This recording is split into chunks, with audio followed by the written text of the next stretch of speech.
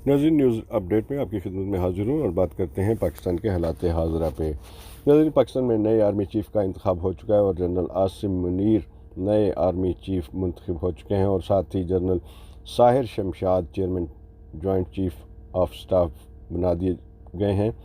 दोनों बहुत अच्छे और काबिल तरीन शख्सियत हैं और आर्मी चीफ़ हाफ़िज़ कुरान भी हैं और हम तवक्का करते हैं कि नए आर्मी चीफ़ अपने पेशा वराना फ़राइज़ आसान तरीके से अंजाम देंगे और पाकिस्तान की सालमियत के लिए बेहतरीन तौर पर कोशा रहेंगे और अवाम और फ़ौज के दरमियान फासले जो बढ़ गए हैं उसको कम करेंगे। और जो इंटेलिजेंस के इदारे सेनेटर को नंगा करके मारना और नंगी वीडियो बनाने वालों के ख़िलाफ़ भी एहतसाब करेंगे और पाकिस्तान को एक अच्छे तरीके से मतलब अपनी जो कोशिशों से उसको बेहतरी की तरफ लेके आएंगे और जो हमारे इंटेलिजेंस के इदारे हैं उनमें भी जो बेहतरी लाएंगे। अच्छा नाज़रीन, हम दूसरा टॉपिक इस पे बात करते हैं। इसमें जो जनरल बाजवा ने अपनी अलविदाई तकरीर की उसके नाज़रीन कुछ चीदा पॉइंट आपके सामने पेश करेंगे और उस पर थोड़ी सी बहस भी करेंगे। जनरल बाजवा अपनी तकरीर में कहते हैं कि 70 साल से फ़ौज की सियासत में मुदाखलत जो कि गैर आइनी है और ये कहते हैं वो कहते हैं कि पिछले साल फरवरी के बाद फ़ैसला किया कि फ़ौज किसी सियासी मामलात में मुदाखलत नहीं करेगी और वो कहते हैं कि पाकिस्तान कौम को यकीन दिलाते हैं कि इसके बाद फ़ौज सियासत में मुदाखलत नहीं करेगी। अच्छा नाज़रीन, ये मान गए कि 70 साल से फ़ौज जो है वो सियासत में मुदाखलत करती आ रही है और हुकूमतें बनाना गिराना ये फ़ौज का काम रहा है। ये उन्होंने अपनी तकरीर में जो ये बात मान ली है कि फ़ौज जो है वो सियासी जो हुकूमत है यानी जितनी भी हमारी पॉलिटिकल जमातें हैं उनमें जोड़ तोड़ करना और हुकूमतें गिराना बनाना ये तो वो साबित कर चुके हैं। कहते हैं जी फरवरी में पिछले साल उन्होंने ये तौबा कर ली थी इस काम से कि वो दोबारा नहीं करेंगे, लेकिन इसकी क्या गारंटी है कि दोबारा ये ऐसा नहीं होगा। तो जो नाज़रीन आदतें पड़ी होती है ना वो बड़ी इतनी जल्दी नहीं जाती लेकिन कुछ टाइम लगता है। अब ये हम तवक्को करते हैं कि नए आर्मी चीफ़ से कि खुदा के लिए ये जो पॉलिटिकल इंजीनियरिंग है ये बंद कर दी जाए ताकि मुल्क जो है वो अच्छे रास्ते पे गामज़न हो सके और मुल्क में तरक्की और खुशहाली आ सके। नाज़रीन देखें कि हम अफ़गानिस्तान को देखें, वहाँ पे तो एक जंगें मतलब जब से हम पैदा हुए हम देख रहे हैं वहाँ पे जंगें ही जा रही हैं। एक जंग ख़त्म होती है दूसरी जंग हो जाती है, तो मतलब उनका तो मान लिया जी माशी तौर पर वो बर्बाद हो चुके हैं। लेकिन हमारे यहाँ हमने कौन सी जंगें की हैं? हमें तो ये जो करप्ट अनासर हैं, ये जो करप्ट जमातें हैं, ये 32 साल से जो हमें चिमटी हुई हैं, इन्होंने मुल्क को बर्बाद करके रख दिया। और उस ऊपर से हमारे ये जो पॉलिटिकल इंजीनियरिंग जो होती है, एक को लाना फिर दूसरे को लाना, फिर ये मतलब वही तमाशा जो इतने अरसे से चल रहा है। एक ही तजर्बा बार बार किया जाता है और उससे एक ही तजर्बे से क्या निकलेगा, क्या बेहतरी आ सकती है। तो मतलब ये पॉइंट जो था। अच्छा, वो दूसरा उसके बाद क्या कहते हैं, वो कहते हैं जी नेक्स्ट वो क्या कहते हैं, वो कहते हैं कि इसमें जो अगला पॉइंट उन्होंने बताया कि इमरान खान ने एक जाली बयानिया बनाया और उससे राह फरार इख्तियार की जा रही है और आर्मी लीडरशिप को अलकाबात से नवाजा गया और फ़ौज की लीडरशिप मुल्क के ख़िलाफ़ नहीं जा सकती और एक बैरूनी साजिश हो और फ़ौज हाथ पे हाथ रखकर बैठी रहे, ये गुनाह कबीरा है। जो लोग समझते हैं कि अवाम और फ़ौज में दरार डाल सकते हैं वो नाकाम रहेंगे। फ़ौज के पास इस यलगार का जवाब देने के मौके थे। फ़ौज ने मुल्क की वसी तर मफाद के सामने रखते हुए इसका जवाब नहीं दिया और कोई भी मनफी बयान देने से इजतनाब किया। लेकिन सबको ये बात जहन नशीन कर लेनी चाहिए कि इस सब्र کی بھی کوئی حد ہے۔ وہ کہتے ہیں افراد اور پارٹیاں آتی جاتی رہتی ہیں، اور وہ کہتے ہیں کہ پاکستان اس وقت سنگین معاشی مسائل کا شکار ہے۔ کوئی بھی ایک پارٹی اس سنگین معاشی بحران سے ملک کو نہیں نکال سکتی، جس کے لیے سیاسی استحکام کی ضرورت ہے۔ اب تمام جو سٹیک ہولڈر ہیں ان کو اپنی پچھلی غلطیوں کو بھول کر آگے بڑھنا چاہیے اور پاکستان کو اس بحران سے نکالنا چاہیے۔ لیکن نظر بات یہ جواب تو دیا، جواب تو آپ لوگوں نے دیا جب D G I S I آئے اور D G I S P R آئے، تو انہوں نے کیا بتایا؟ انہوں نے کہا جی عمران خان نے فوج کو غدار کہا ہے، نیوٹرل کہا ہے، اور پھر اس کے بعد راتوں کو ملنے کا بھی آپ کے سامنے ذکر ہوا۔ تو بات یہ ہے کہ جواب تو آپ لوگوں نے دیا اور ایک پارٹی کو آپ نے نشانہ تو ضرور بنایا، تو مطلب جواب تو باجوہ صاحب آپ لوگوں نے دیا تھا۔ تو جہاں تک یہ ہے کہ ملک جو آپ بتا رہے ہیں کہ ملک جو ہے وہ اس میں معاشی بحران آ چکا ہے، تو معاشی بحران نہ آتا اگر آپ رجیم چینج نہ کرتے۔ اس کی مثال یہ ہے کہ اگر جب آپ نے عمران خان کو نکالا تو وہ پریزن وین کہاں سے آ گئی؟ پھر وہ کون سب کچھ کر رہا تھا؟ آپ کا ہیلی کاپٹر بھی اترا۔ تو مطلب یہ ہے کہ یہ باتیں اب پوری عوام کو پتہ لگ چکی ہیں۔ باجوہ صاحب دوسری بات یہ ہے کہ آپ کے دور میں فوج اور عوام، آپ کے ٹینک اور فوج مطلب عوام آمنے سامنے تھی۔ تو مطلب یہ کیسے آپ کے دور میں جتنی نفرت عوام اور فوج کے درمیان پیدا ہوئی ہے اس کے ذمہ دار آپ ہیں۔ مطلب آپ کی ایسی پالیسیاں 25 مئی کو کیا ہوا؟ کتنی بربریت جو ہے وہ پولیس اور اداروں نے اختیار کی۔ تو مطلب یہ ہے کہ جتنی لوگوں کو مار کٹائی ہوئی ہے یہ سیاسی پارٹیوں میں ایسے ہوتا ہے۔ عمران خان کے دور میں یہ سب لوگ آئے، انہوں نے احتجاج کیے، لیکن اس نے تو سب کو اجازت دی کہ ٹھیک ہے آپ کا پولیٹیکل حق ہے، آپ آئیں اور احتجاج کریں۔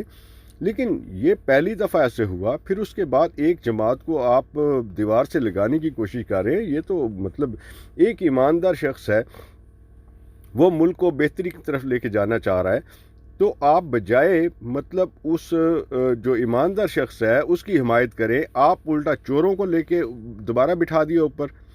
مطلب یہ کام کب تک چلے گا؟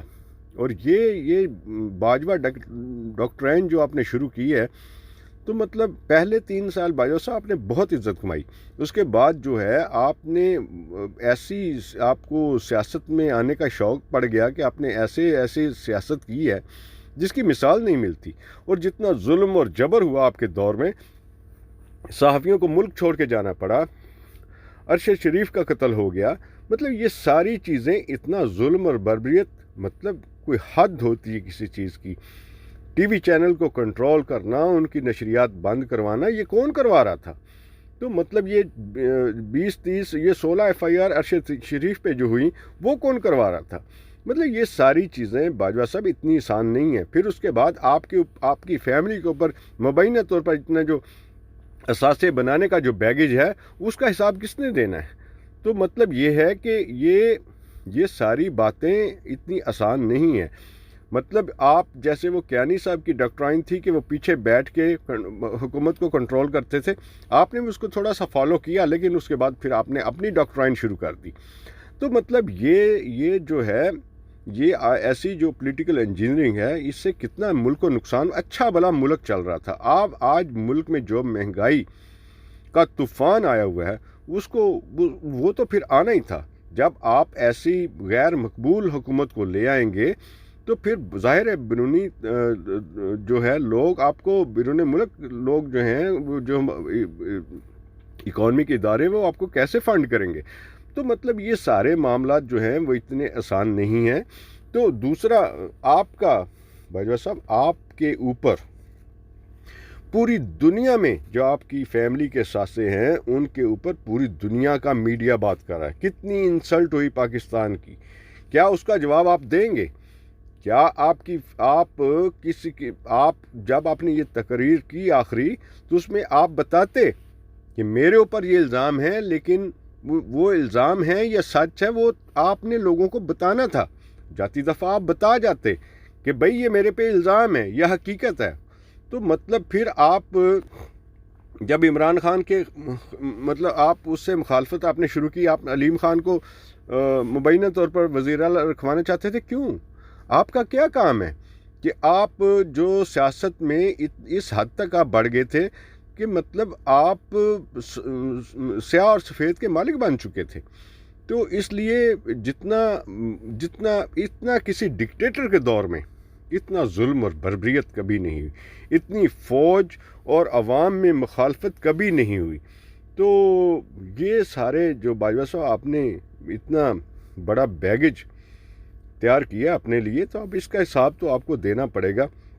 اور یہ ہماری عدالتیں اب دیکھیں کہ اگر ہمیں تو یہ چاہیے کہ جب بھی کوئی جج آئے یا مطلب جرنیل آئے یا کوئی ہمارا سیاسی لیڈر آئے، اس کو اپنا اقتدار سنبھالنے سے پہلے اپنے تمام اثاثے عوام کے سامنے شو کرنے چاہیے کہ بھئی میرے پاس یہ کچھ ہے، اور جب وہ جائے تب بھی اپنے اثاثے شو کرے کہ وہ اس نے کوئی کرپشن تو نہیں کی، اس کا جو دامن بالکل صاف ہے، تو پھر یہ قوم یقین کرے گی۔ اب وہ دور نہیں رہا، تو اب لوگوں میں بہت سینس آ چکی ہے۔ تو اس لیے یہ ساری چیزیں جو ہے کم از کم آپ لوگوں کو سوچنی چاہیے تھیں۔ تو اب ہم توقع کرتے ہیں کہ جو نئے آرمی چیف آئے ہیں وہ اس حوالے سے کچھ بہتری لائیں گے۔ اور ناظرین دیکھیں، پہلی دفعہ ہم نے دیکھا کہ یہ جو جتنا اس میں ناظرین صرف ایک دو اور ایڈ کرتا چلوں باجوہ صاحب کے لیے، کہ جب یہ عمران خان کی حکومت گرانے کا جو منصوبہ تھا، جب وہ MNAs خریدے جا رہے تھے سندھ ہاؤس میں اور وہ کروڑوں روپے میں بک رہے تھے، تو ملک کی کیا انسلٹ نہیں ہوئی؟ اس ٹائم آپ کا دارہ دیکھ نہیں رہا تھا؟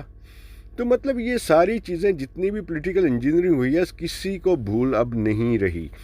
تو یہ ساری چیزیں جو ہیں اس میں اب دیکھنا ہے کہ ہمارے یہ جو نئے آرمی چیف آئے ہیں ان کو چاہیے کہ کم از کم یہ پولیٹیکل انجینئرنگ سے خدا کے لیے باز رہیں۔ اور جیسا ان کا کیونکہ مریم نواز بھی چاہتی تھی کہ جنرل عاصم منیر آئیں، یعنی نون لیگ کی مطلب بہت خواہش تھی جنرل عاصم منیر صاحب آپ کے لیے، تو یہ کم از کم ایک پارٹی کی وفاداری پلیز نہ کیجیے گا، آپ پورے ملک کے چیف ہیں آرمی کے، اور کم از کم آپ کے لیے ساری جماعتیں ایک جیسی ہونی چاہیے۔ تو اس میں کم از کم نیکسٹ مطلب عوام کو پتہ لگنا چاہیے کہ آپ صرف ملک کی سالمیت کے لیے کام کریں گے اور کوئی بھی پولیٹیکل انجینئرنگ نہیں کریں گے تاکہ یہ ملک بہتری کی طرف جائے۔ ٹھیک ہے، باجوہ صاحب نے کچھ اچھے کام بھی کیے، لیکن پہلے 3 سال بہت اچھے تھے، بہت وہ شخص پاکستان اس نے ایک بہت نام کمایا، لیکن آخری 3 سال اتنی بربادی کے 3 سال تھے، اتنے برے 3 سال وہ گزارے جس میں صرف اور صرف پولیٹیکل انجینئرنگ ہوئی۔ اور یہ ایک پاکستان کے لیے جو پاکستان کے آج حالات ہیں، اس میں جنرل باجوہ آپ مکمل اس میں تمام اس گناہ میں آپ بھی شامل ہیں۔ آپ یہ نہیں کہہ سکتے کہ آپ اس سے بری زباں ہیں۔ اب یہ جو آپ کی جو اثاثے ہیں ان کا جواب آپ دیں عوام کو کہ وہ کہاں سے آئے، تو وہ کیسے اتنا پیسہ آ گیا۔ اگر وہ مبینہ طور پر آپ پہ غلط الزام ہے تو اس کو بھی آپ کو عوام کے سامنے رکھنا پڑے گا، بتانا پڑے گا کہ آپ کا دامن صاف ہے یا نہیں، تو یہ تو آپ ہی جواب دیں گے۔ تو وہ کہتے ہیں پنجابی میں، جس نے کھائی گاجریں اس کے پیٹ میں درد۔ اب دیکھنا ہے کہ وہ کیا آپ اس میں لائے عمل تیار کرتے ہیں، اور یہ اثاثے جو ہیں وہ جو سامنے آئے ہیں وہ حقیقت پہ مبنی ہیں یا پھر وہ فیک ہیں۔ تو لیکن تمام دنیا کا میڈیا جو آپ کی سٹوریاں چلا رہا ہے جنرل باجوہ صاحب، وہ پلیز آپ بھی دیکھیے کہ پوری دنیا کا میڈیا آپ کے بارے میں کیا کہہ رہا ہے، اور پاکستان آرمی کی کتنی انسلٹ ہو رہی ہے۔ پاکستان آرمی کا ایک سربراہ وہ اربوں روپے کے ساسوں کا مالک بن جاتا ہے مبینہ طور پر۔ ناظرین آج کے لیے اتنا ہی، اپنے آس پاس کے لوگوں کا بہت خیال رکھیں۔